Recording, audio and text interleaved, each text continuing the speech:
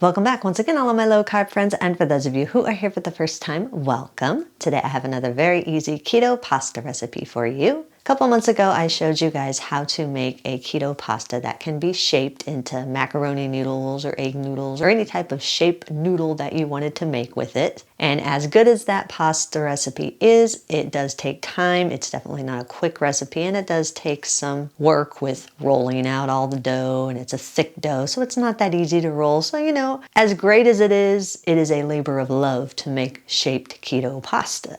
So today I am going to show you how to make a very quick keto pasta noodle that only requires 3 ingredients. Now, of course, this pasta can't be shaped into macaroni looking noodles or egg style looking noodles. Basically, you can do any type of a straight noodle like fettuccine noodles or spaghetti noodles, anything that doesn't require shaping. And if you want a printable version of this recipe, you can check out my website at janet'sdeliciouslowcarbkitchen.com. You can find a printable version of this recipe and other goodies there for you. And if you're new to the channel and you want to see lots of easy, delicious, low-carb keto recipes, make sure you click that subscribe button and click the notification bell that's right next to the subscribe button. That way you can be notified every time I put out new videos. And if you are a music lover, make sure you check out the link in the description to my other YouTube channel, Inspirational Songs with Janet. I've posted another new song there, so make sure you check that out and subscribe to that channel also. And if you'd like to help support this channel, make sure you scroll down in the description of the video. You'll see some affiliate links. Anytime you purchase anything using those affiliate links, a small portion of your purchase will go to me and help support the channel. So while we do all that, let's get cooking.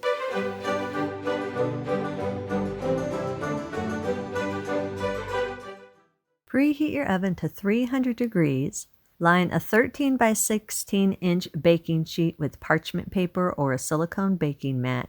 If you don't have a 13 by 16, then just get as close to the size as you can. You just don't want your baking sheet to be too small or your pasta will be too thick. It's best to use some parchment paper or a silicone mat that's a little bit wider than your baking sheet. That way you can push it in and the mat or the paper can go up around the edges a little bit. It just will make your pasta a little bit easier to cook. In a blender, combine 2 ounces or around 1/4 cup of cream cheese, 3 large room temperature eggs, 7 grams or around 1 tablespoon of coconut flour, and if you want to, you can add some dry seasonings to give your noodles a little bit of flavor. I'm just leaving mine as is. Blend all the ingredients together for about 10 to 20 seconds or until everything is completely smooth and you're going to have a liquidy mixture. Be careful and try not to overblend your ingredients. You don't want to create a whole lot of bubbles. Otherwise, it's going to be kind of hard to get the bubbles out if you have too many of them, and you don't want to have bubbly pasta. Once everything is combined and smooth, pour the mixture onto your prepared baking sheet. When you pour it out kind of slowly and just kind of allow it to spread on its own a little bit around the baking sheet.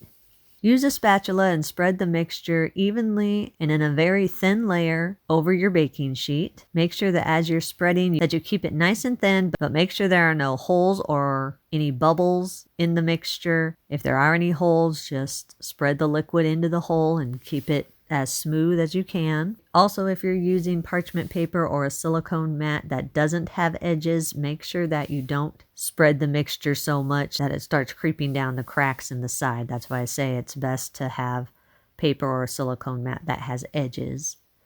Once the batter's all spread, then place the pan in your preheated oven. Bake at 300 degrees for 8 to 10 minutes or until the pasta sheet is firm and no longer wet. Now make sure you watch this carefully because it can brown very quickly. It's okay if the edges get a little bit brown. That's how you know that your pasta sheet is most likely all the way done. But you don't want them to get too brown, so just keep an eye on it. For me, mine took exactly 9 minutes, but everybody's oven is different, so anywhere from 8 to 10 minutes should be good for most ovens.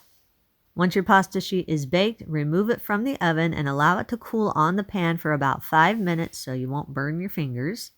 Line a clean cutting surface with parchment paper or a silicone mat. Grasp the edges of the mat or the paper that has your pasta sheet on it. Carefully lift it out of the baking sheet. Then turn the mat pasta side down onto your prepared work surface. Carefully peel your silicone mat or your parchment paper away from your pasta sheet. Do this slowly and carefully. You don't want to tear your pasta sheet.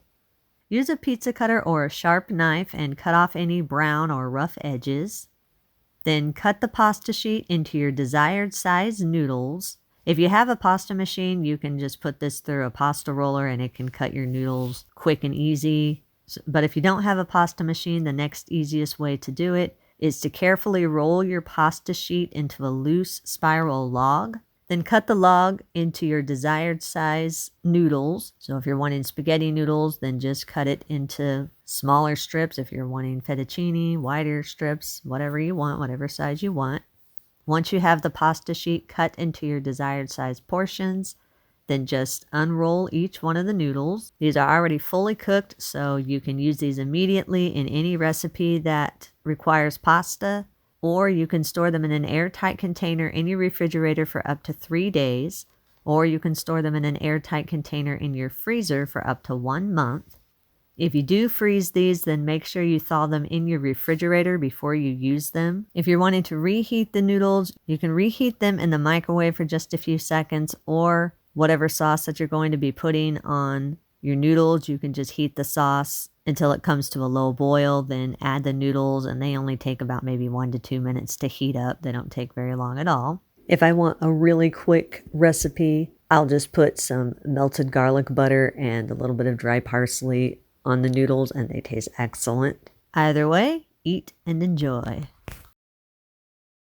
And that's a recipe of the day. I hope you've enjoyed it. If you did and you want to see more videos like this, make sure you click that thumbs up like button, click that subscribe button, leave me a comment if you want to. Let me know if there's any recipes that you'd like to learn how to make, and I'll do what I can to get those out there for you. And as always, keep cooking.